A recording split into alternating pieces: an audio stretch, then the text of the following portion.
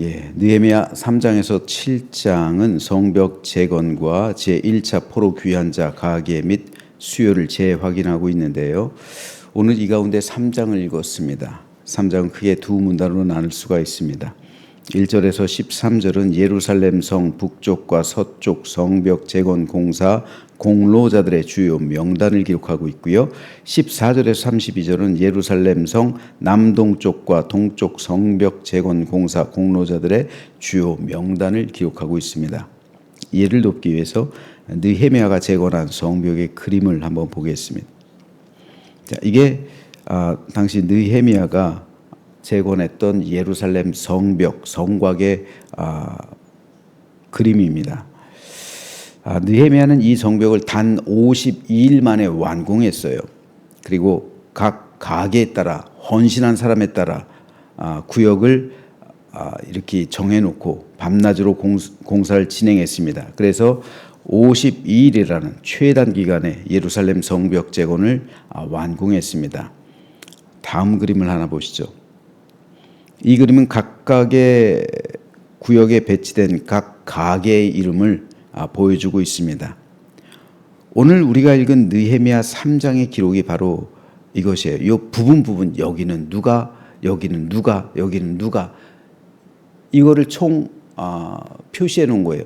이 부분은 누구의 집이, 또 여기서부터 여기까지는 누가 이렇게 중수했다는 것을 보여주고 있어요. 느헤미야 3장 기록이 이것인데요. 자, 그런데 이 성벽은 지금으로부터 정확히 2469년 전에 완공된 거예요.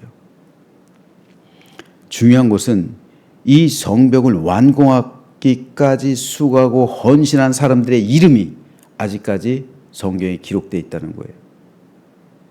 2469년 전에 수고하고 헌신한 인물들의 이름을 오늘 우리가 읽은 거예요. 이를 통해 우리는 오늘의 우리 역시도 이 수고와 헌신에 동참할 수 있다는 사실, 그리고 우리도 이런 수고와 헌신에 동참할 때 우리의 이름 역시 이렇게 기록된다는 사실을 배우게 됩니다.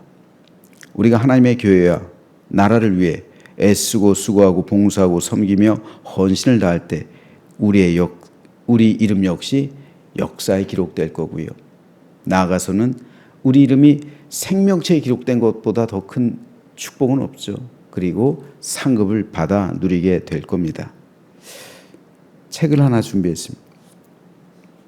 이 책 뭘 것 같아요?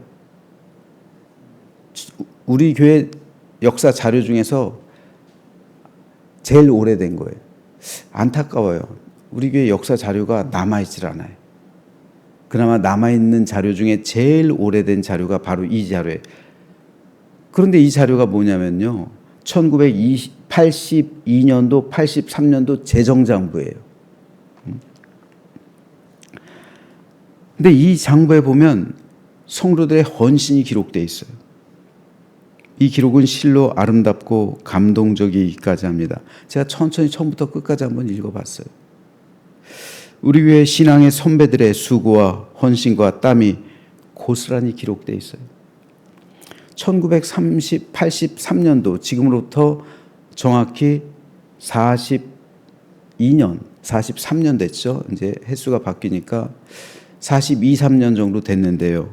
그때 추수감사주일 한번 헌금 명단 한번 볼까요? 자세히 한번 보여주세요. 제가 일부러 액수는 지웠어요. 이거 글씨 김정혜 장로님 글씨예요. 그죠?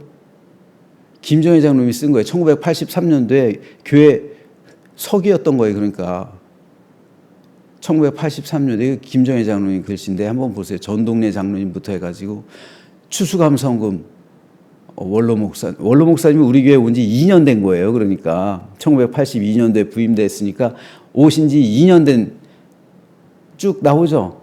여기 김정혜 장로님 이름도 나오고요.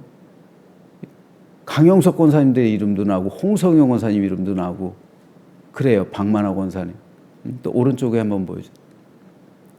쭉 이렇게 나와요. 강석균 선교사님 이름도 나오고. 그렇죠? 근데 제가 맨 아래 저기는 살렸습니다. 추수감사금으로 1,200만 원이 나왔어요. 1,200인가? 120인가? 120이겠죠? 예. 그리고 우리 교회 이 추수감사주일, 거짓 마지막 주일이잖아요. 1년 결산이 12월부터 11월까지니까. 2,000 얼마예요? 2,300? 1983년도 우리 교회 1년 결산이 대략 한 2,400만 원 가까이 되는 걸 볼 수가 있습니다. 역사 기록이에요. 이 목록을 보면서 우리 신앙의 선배들이 어렵게 그 당시 1982년 3년 얼마나 힘들 때입니까? 그 힘들 때 최선을 다해서 이 헌금했음을 볼 수가 있어요. 자, 그런데 중요한 것은 뭡니까? 여러분들의 이름 역시 이렇게 기록되고 있다는 사실이에요. 여러분이 한 이 모든 헌신과 수고와 섬김과 봉사가 다 우리 교회 역사에 남아 있어요. 저는 특별히 매주 월요일 아침 새벽 시간에 하나님께 주일 보고서로 보고를 드려요.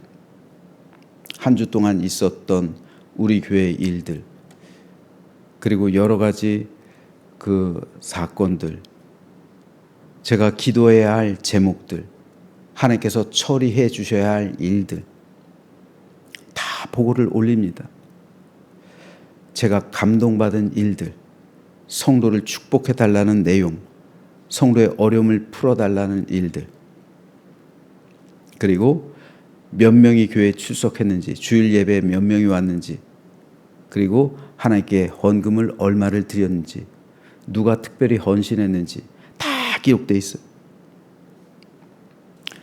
제가 죽으면 이 기록이 공개될 겁니다. 그래서 자료실에 기증이 될 거고요. 누구든 다 보게 될 거예요. 그래서 이때 제가 한 주도 담임이 되면서 한 주도 빼놓지 않고 있어요. 그래서 이 주간에 어떤 일이 있었구나, 마치 조선 왕조 실록처럼 그렇게 기록해 나가고 있어요. 그래서 나중에 다 우리 교회 역사가 제가 있을 동안에 한 30여 년 되겠죠?